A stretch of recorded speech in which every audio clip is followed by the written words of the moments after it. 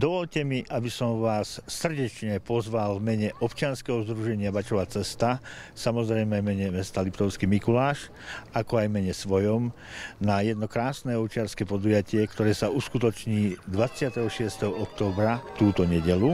Máme pre vás pripravený samozrejme zaujímavý, krásny, typický ovčiarsky program. Bude tu niekoľko ľudí, ktorí budú bičmi narábať, ktorí vedia to. Samozrejme budú tu ovečky, výstava ovečiek, bude tu taká menšia výstava slovenských čuvačov a to všetko dokreslí liptovský folklór. Folklórna skupina Liptov z Ružomberka, folklórna skupina Sliačanka z Liptovských Sliačov, folklórna skupina Poludnica zo Závažnej Poruby vytvoria krásnu ovčiarskú atmosféru a do toho samozrejme sme pre vás pripravili množstvo zaujímavých vecí, ako čo sa týka hlavne liptovskej brinze, ktorá je hlavným motívom tohto podujatia.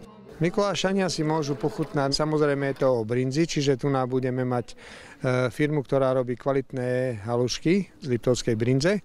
Potom budeme mať, keď je to spojené s ovčiarstvom, tak bude ako vždy baraní guláš. Budeme tento rok točiť na ražni aj 3 jahňatka, budú upečené. No a samozrejme bude pečená švábka, čiže zemiaky s brinzou, no demikát, a bačová žemla, to bude žemla plnená trhaným jahňacím mäskom a ešte s nejakým šalátikom. Takže veľmi sa na vás tešíme a príďte ochutnať, bude dobré počasie, ja to verím, a bude dobrá zábava.